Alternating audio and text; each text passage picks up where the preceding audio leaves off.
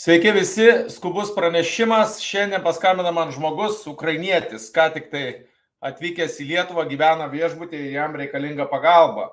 Tai aš pragrosiu audio įrašą skambučio ir kad suprastumėt, kokia yra reali situacija šiuo metu Ukrainoje, išgirsite iš žmogaus informaciją, kokia yra iš tikrųjų ir pamatysit skirtumą, ką praneša per mūsų žiniasklaidą ar kitos žiniasklaidos, tai labai didelis skirtumas. Bet, žodžiu, kaip galite jūs padėti, yra nuoroda, kur galite aukoti pinigus. Aš sukūriau fundraiserį, kur galite aukoti ar 5 eurus, ar 10 eurų. Man atrodo, mes nesunkiai galėtumėm jam padėti. Jis nori išsinuomoti ar sodybą, ar namą. Jo žmona ir vaikas dar tebėra Ukrainoje, kur miestas buvo apšaudytas prieš porą dienų 50 raketų, bent jau taip man paaiškino, ar ne? Tai turbūt iš karto einame prie audio įrašą, kad pasiklausyti mūsų pokalbį su to žmogum. Tuo aš pasidalinsiu ekranu, įjungsime garsą.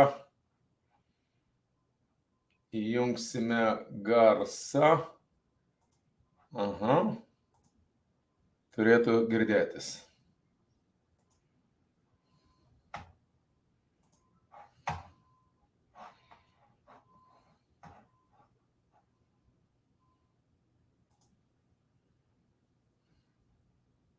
Смотрят, воинская часть была, уже там полчастины нету, уже дом строят.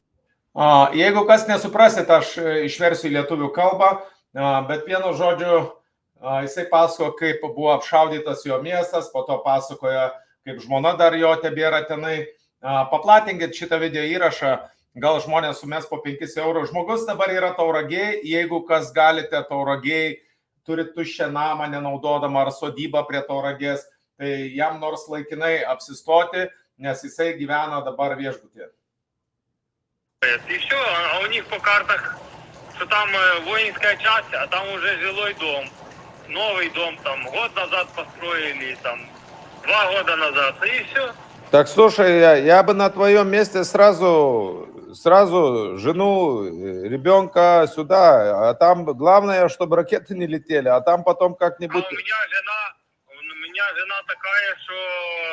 Она журналист сама, она много журналистов, она такая, что патриотка. Нет, я никуда не уеду, все, ты пока есть у тебя, можешь поехать, едь. Но я говорю, я тоже здесь не могу долго сидеть.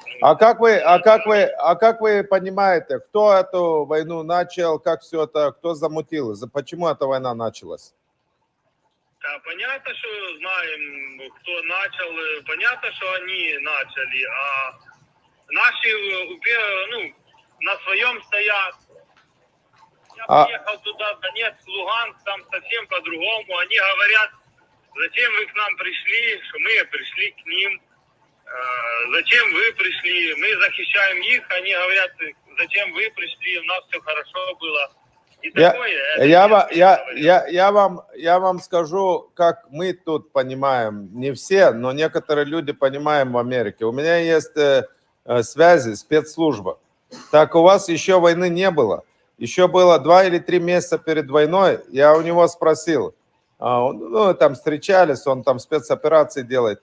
Я у него спросил, как ты думаешь, война будет в Украине или нет? Он даже засмеялся, американец. Говорит, конечно, будет. Что за тупой вопрос?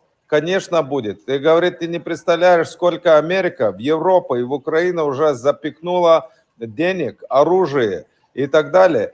И говорит, война не может не быть. То есть американец сказал то, что я думаю правда. Все войны в мире готовит Америка, а не Россия, и не Украина, и не там Ирак, и Либия или что-то. Все войны делает Америка, поэтому Америка хорошо и живет. Только они... понятно, они всем хотят руководить всем, а эти, которые были там Ющенко, там Янукович, Порошенко, они там не все хотели там покоряться. Один немножко, он полностью, а сейчас этот Зеленский, он на своем стал, все, надо заканчивать. Ну, как заканчивать, если у нас же людей нету? Я вот 3 дня назад был, людей по улице, у меня город большой, там 500 000, 400 000 человек город. Людей нету, одни женщины и молодые ходят там. Все боятся на улицу выйти, бо уже, ну, сброи ничего нету, иди воюй. Как воюй? Понятно, если есть... Сейчас уже война не такая, как была когда-то. Это с танка идет пехота. Уже не та, уже они ракеты к нам запускают, а мы с автоматом. Ну как ты победишь, если они ракеты... Вот была воинская часть, 200 человек наших были. Кто-то своих продал информацию, что там есть 200 человек. Прилетела ракета, 200 человек нету. Они в школе жили, нету школы, нету людей. И все. То есть даже из своих украинцев кто-то сделал утечку информации и все. Да. Как тебя зовут? Александр. Давай, Александр, смотри, я запишу твой номер, и я посмотрю, а ты обязательно дом хочешь, или квартиру, или... Может и квартиру, но дом мне будет проще, что я могу что-то, может, немножко что-то делать там возле, там, может, кому-то что-то, машину починить, там, что-то такое, там, не знаю как, может, почистить, там, полировку, ну, такое, ну, если ничего не будет, я готов, ну, и квартиру, нету разницы. Окей, я запишу. Мне нету разницы, я скажу, Я запишу, но... варианты. Я запишу, это твой номер украинский, это, да? Да, это Viber, WhatsApp, это я постоянно на этом, так на телефоне. А литовского номера, у литовского у тебя нету номера? Есть литовский тоже, да. Давай ты скинь мне месседж на этот телефон, чтобы у меня был литовский номер твой еще. А вы можете на этот телефон, я перезвоню, у меня здесь по роумингу, то я бесплатно звоню. Да, но я не уверен, что мне позволяет, потому что у меня с Литвой связь есть хорошая, я могу звонить, а по другим странам... Viber, WhatsApp здесь есть постоянно у меня. Окей. Как зовут тебя? Александр. Александр. Слушай, Александр, ну, ты в такой проблеме, я не гарантирую, не обещаю, да, потому что это не моя специализация, но я этим много лет занимаюсь, я сам литовец, я думаю, что что-то придумаю. А сколько ты платишь за гостиницу? Ой, сколько за гостиницу? 500 получается где-то, так они сейчас скидку делают, получается 500 плачу. 500 евро в месяц, да? Да. Не знаю, мало или не мало, я не знаю. Ну, в гостинице это не так уже дорого, несмотря какая гостиница. А дом, за какую цену ты смотришь в аренду взять? Плюс-минус. Я не знаю, я тоже смотрю, что где-то такие самые цены. За 500, ну, давай я посмотрю за 500, потому что квартиры, аренда идет где-то, сейчас я у жены спрошу, не знаешь сколько? Где-то 200 плюс, да, 200, 300. Не, это квартира, вот так, 200, 300. А дом может кто-то издаст за 300 или 400, но я думаю, смотря какой дом. У нас вот там... У нас в Таураге есть там очень хороший дом, очень красивый, где сдает в аренду. Там, шикарный такой. Я спрошу, сколько она берет, и она согласна еще это сдавать или нет. Мне супер шикарно не надо, у меня тут пока дохода такого нету, чтобы тратить такие деньги. Я понимаю. Слушай, еще вопрос. А тебе обязательно Таураге? Почему Таураге? Да я уже сюда 15 лет приезжаю, но так где-то кто-то может... Я понял, ты там машинами, наверное, торговал, поэтому, да? Да. Я уже 15 лет вожу машины на Украину, то так много мне уже все здесь знают, то я так, ну, типа, мне проще. Ну, я и когда там в Каунасе тоже много лет, ну, здесь мне как родное здесь все. Окей, Александр, давай, ты ищи сам, я ничего не обещаю, но я запишу твой номер, может, что-то и придумаю. Окей, спасибо, очень буду благодарен. Спасибо. Давай, до свидания, пока. До свидания. До свидания. Ok, kas nesuprato rusiškai, tai paaiškinsiu. Žodžiu, situacija yra tokia, kad jo miestą apšaudė 50 raketų, netgi paleido, ten kažkiek numušė, kažkiek pataikė. Ir žodžiu, jisai dabar prieš 3 dienas pabėgo, ar ten prieš 2 ar 3 dienas apšaudė jo miestą. Bet įdomiausia, ką jisai sako, kad žmona jo patriotė, žurnalistė patriotė ir su vaiku pasiliko ir nebėga. Jam leido išvažiuoti, jis ten ar kompanija turėjo, ar ką jam pavyko išvažiuoti, ten jie riboja, kiek laiko gali išvykti, kada turi grįžti. Žodžiu, situacija tokia, kad, sako, reikalai atrodo labai blogai. Kodėl? Todėl, kad rusai atakuoja su raketom, o jie turi eiti su automatais kovoti. Ar ne? Ir, žodžiu, dar mieste, pasimieste yra apie 400 000 gyventojų, mieste nebėra vyrų. Kodėl? Pagrinde vaikšto moteris ir vaikai. Reiškiasi, vaikai gal paaugliai. Kodėl? Todėl, kad vyrai, kiti pasislėpę, jau bijo išeiti. Kodėl?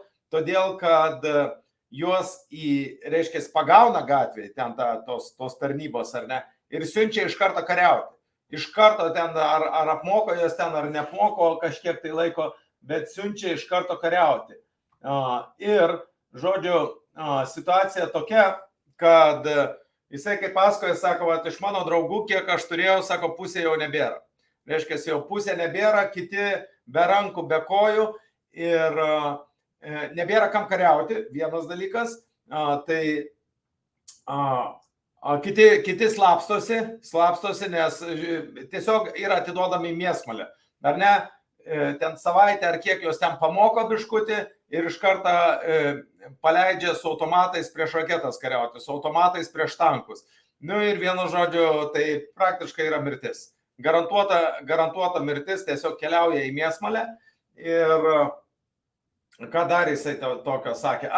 Dar tokį įdomų, jo miestas, kodėl, tai sakau, taip jau ir šaudo į civilius pastatus, žodžiu, sako, nes dar yra toks dalykas, ten kažkur tai kažkada buvo karinė bazė prie jų miesto.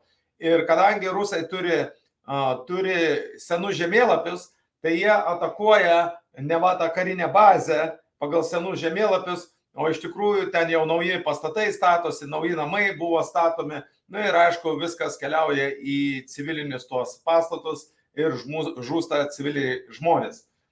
Po to ką dar sakė? Sakė, pas juos ten toks epas yra, telefone, žmonės turi epą ir kai paleidžia raketas, tai jie jau mato iš karto, kur skrenda raketos, į kurie kryptim, ir jie jau mato, kad parskrenda juos raketos ir bėga ten į padvalus, kažkur tai į požemius, į slėptuvės, bėga slėptis.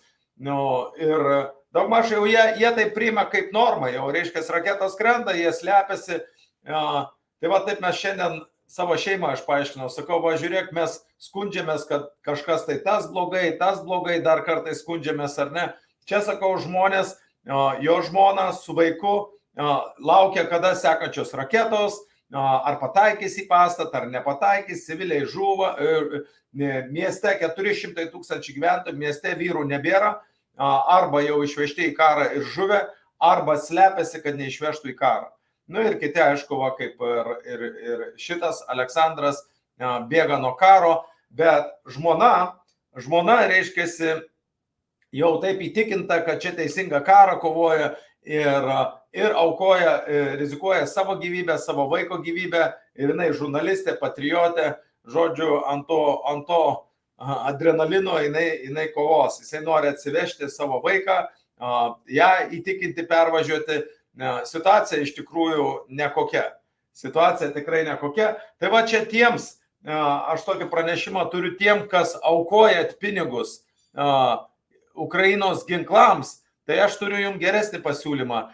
Sukūriau aš tą fundraiserį, namų brokeriai, žiūrėkit, yra fundraiseris, yra ir video nuoroda įkelta aprašyme bus, tai eikit geriau paaukokite 5 eurus ar 10 eurų, kad žmogui padėti įsikurti Lietuvoje, kuris planuoja gyvenimą, o ne karą.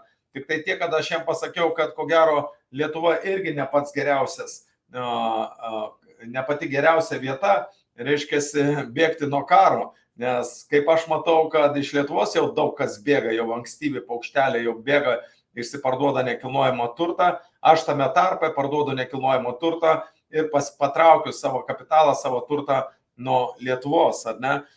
Kodėl? Todėl, kad karas, brangieji, yra biznis, karas yra verslas ir nieko bendro čia neturi nei su idėja, nei su patriotizmu, tiesiog daro iš neišmanančių žmonių, daro verslą, daro pinigus, o žūsta paprasti žmonės, kurie neišmano, kaip tie žaidimai yra žaidžiami.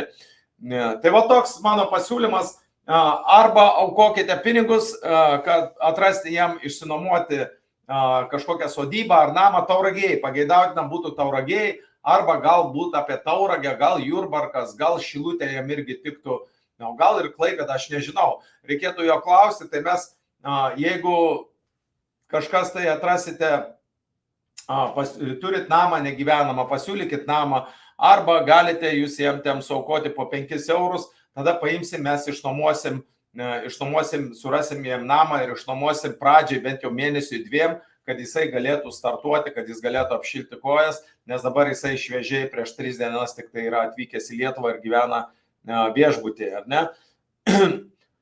Tai va tiek, brangieji, žodžiu, aukokite taikai, aukokite pinigus taikai, aukokite pagalbai, neaukokite pinigų ginklams, nes tai ir be jūsų paaukotų pinigų kariai yra daroma trilijonai, milijardai, trilijonai dolerių, mokesčių mokėtojų pinigų yra švaistoma ir dar žudomi motinų pagimdyti vaikai. Ne visi supras, ką aš noriu pasakyti, bet tie, kas supranta, tai suprantate, ar ne?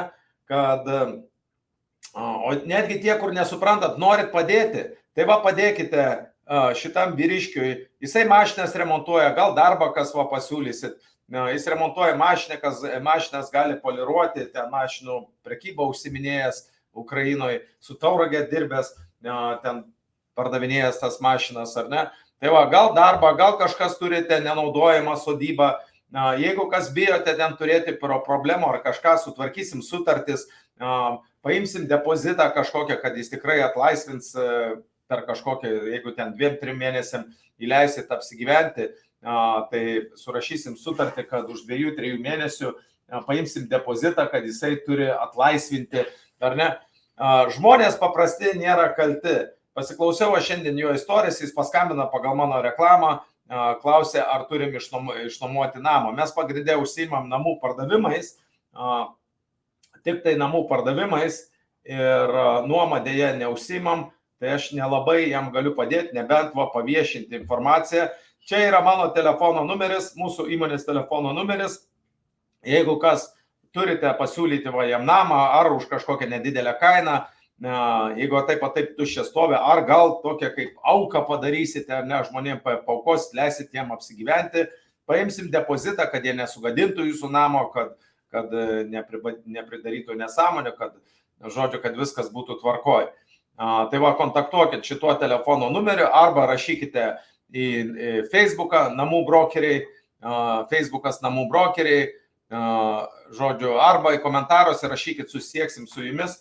Tai va čia, aš manau, būtų teisingas būdas padėti žmogui bėgamčiam nuo karo, o ne aukoti pinigus, pirkti ten dronus ar ginklus ir taip toliau ir tą karą stimuliuoti, kad tie, kurie iš to daro milijardus, galėtų kuo ilgiau daryti milijardus.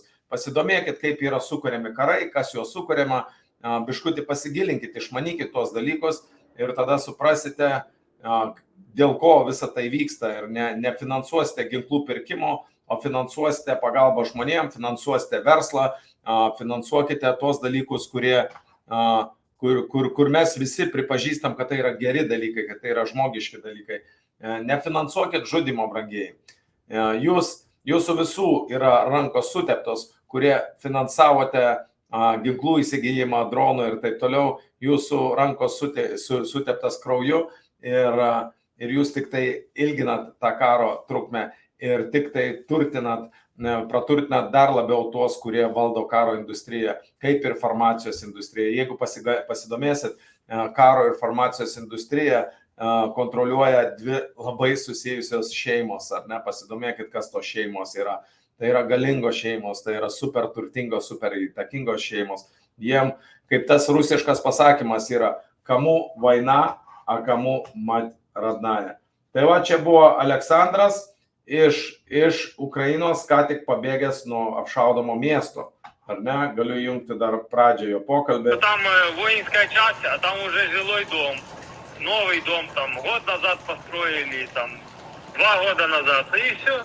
Так, слушай, я бы на твоем месте сразу жену, ребенка сюда, а там главное, чтобы ракеты не летели, а там потом как-нибудь... А у меня жена такая, что она журналист сама, она много журналистов, она такая, что патриотка. Нет, я никуда не уеду, все, ты пока есть у тебя, можешь поехать, едь.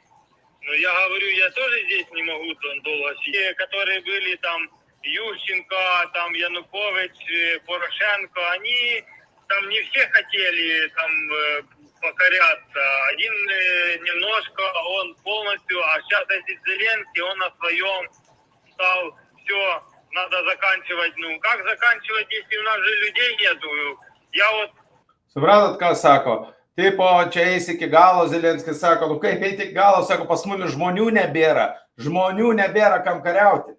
3 дня назад был людей по улице, у меня город большой, там 500 000, 400 000 человек город. Людей... Pas mumis, sako, miestas didelis, beveik 500 000, 400 000 žmonių ir sako, vyrų gatvėje nėra. Нету, одни женщины и молодые ходят там. Все боятся на улицу выйти. Visi bijo gatvėje išeiti, nes, arba bus vienas, kada apšaudyta, tai jiem pranešimai jau ateina, kai raketos skrenda, bet bijo, kad juos paims ir į karą išves. Уже, сброи ничего нету, иди воюй. Как воюй? Понятно, если есть... Сейчас уже война не такая, как была когда-то.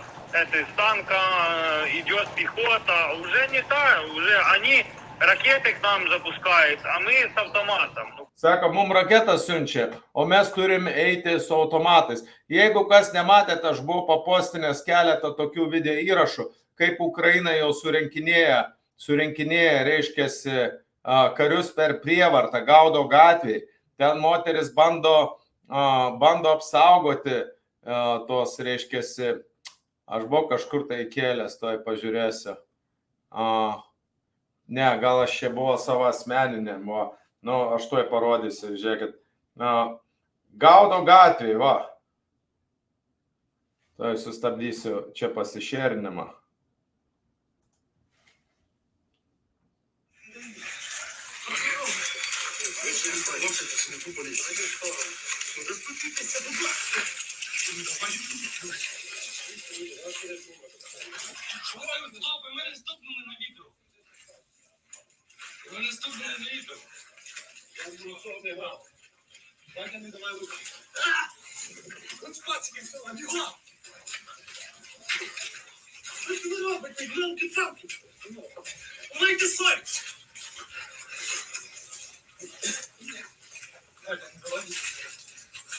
Що ти мене б'єш? Хто ти мене пихає? Я тебе не пихаю, я йду до свого брата. Supratot? Deda rankpinigius, deda antrankius. Ламай руку! Ламай руку, кажу! Давай руку. Tau tos rankos greitai, sako, nelamai rūkų, tau tos rankos bus greitai nebereikalingos. я поймал. Магазин, там стоят, там, утром, там, те, что любят выпить, там, похмелиться. Он сам еле стоит, всех загребли, там, рядом, село всех загребли. Нету никого. Приехал автобус, отвез в военкомат, на следующий день уже поехали в учебное заведение. И вышел из автобуса, и подъехал бус, собрали и все, и отправили. Стоял на смене, работал, приехали. Žodžiu, visur gatvėje renka juos. Ne.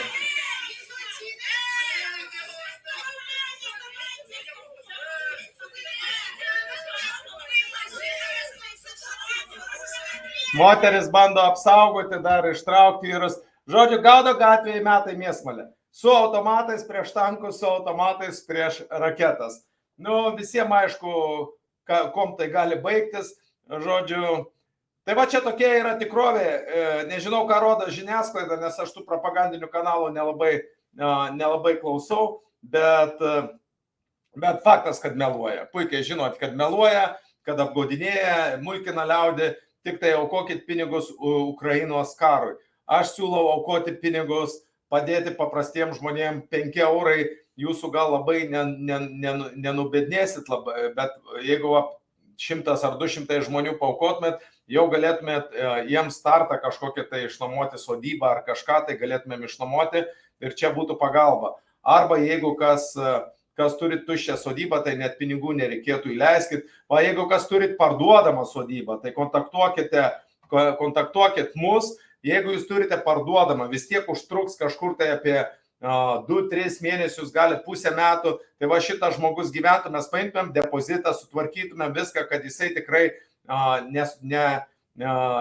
ir tos mokesčius sumokės ir nesugadins turto, nei baldo, nei ką, ir žmogus galėtų gyventi, tai čia jūsų indėlis būtų į taiką, reiškia, į gerus dalykus, o ne į žudynės. Aukokite, brangieji, geriem dalykam pinigus, neaukokite žudimui. Neaukokite šitiem aferiugam, kurie renka aukas, reiškia, Ukrainai neva, o po to žaidžia kazino, Las Vegas važiuoja ir žaidžia kazino, žinot, apie ką eina kalba, ar ne? Tai va, tom pagrindė tos visos, kiek aš mačiau, tos aukos visi ir taip toliau, pagrindė darosi iš to pinigus, ten patrupina arba nieko neduoda. Nu, jau pilna istorijų girdėjot, ar ne, kad tie pinigai dingsta, jie nenukeliauja ten, kur turėtų nukeliauti. Visi žaidžia su žmonių jausmais ir darosi savo pinigus. Tai va, sumeskit po 5 eurus ir išnuomosim šitam žmogui kažkokią sodybą, arba jeigu kas turite sodybą, tada net pinigų nereikės.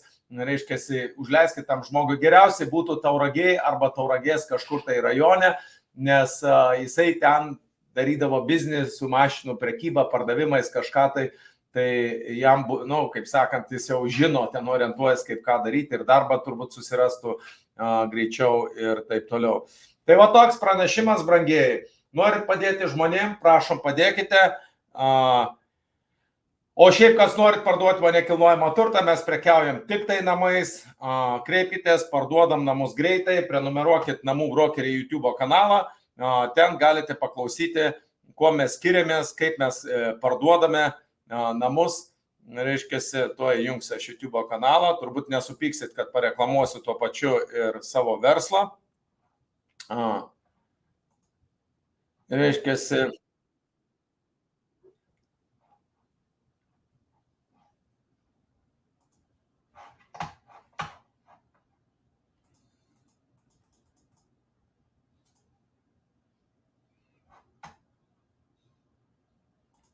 Namų brokerį YouTube kanalas. To aš parodysiu, kur jūs galite.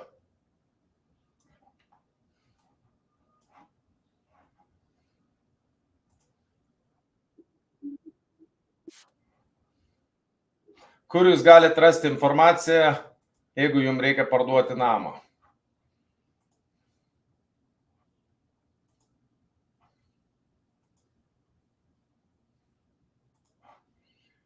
Va, ne čia pasišėrinau, ne tą langą pasišėrinau, jeigu jums reikia parduoti namą, reiškiasi, eikite, pasižiūrėkite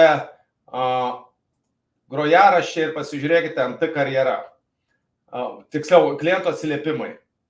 Kas nori dirbti, aišku, MT karjerą, kliento atsiliepimai. Tai va čia 3 namai parduoti per 3 dienas. Labai tokia įdomi gavo situacija, kur žmonės metus negalėjo parduoti namų, metus, pusę metų. Ir taip sutapo, visi tie 3 namai, kur buvom pasirašę sutartis, visi buvo parduoti padieniui ir čia tie 3 klientai sutiko duoti atsiliepimus, tai patys klientai aiškina, koks yra esminis skirtumas, kai dirba mes ir kai pardavinėja turtą patys. Ar ne, tai vat galite eiti paklausyti, čia kalba pardavėjai. Kaip jūs manot, iš kur? Nes vis tiek nežino specifikų. Ką mes darėm, galite paklausyti. Kągi. O dabar, žodžiu, situacija tokia, yra nuoroda įkelta, kas norite paaukoti pinigus, kas norite, jeigu kas parduodat namą, reikia parduoti ir ypač jeigu esate Tauragės rajone, tai vat, gal galite padėti ukrainiečių šeimai, reiškia apsigyventi ir startuoti taikų gyvenimą Lietuvoje, ar ne? Tai tiek žinių, ačiū uždėmesi, gero vakaro, gero poilsio ir iki. Už taiką, už klestėjimą, už intelektą, už suvokimą, nepasiduokit žiniasklaidos, sisteminės žiniasklaidos propagandai, šitam melui ir manipuliacijai, ką jie skleidžia. Jeigu pastebėjote, tas pats buvo per tą didžiąją ligą, pandemiją ar ne, tą pačią propagandą ir pučią dėl Ukrainos, dėl karo. Tas pats melas, tas pats žmonių mulkinimas, jau žmonės beveik turbūt pradeda priprasti ir turbūt daugelis jau pradeda tikėti, kad tai yra tiesa, nes yra toks posakis, dažnai kartojamas melas tampa tiesa. Tai va, mąstykit savo galvą, turėkit savo vertybės, jokių būdų netikėkit sisteminę žiniasklaidą, nes ten 100% viskas yra melas. Ate.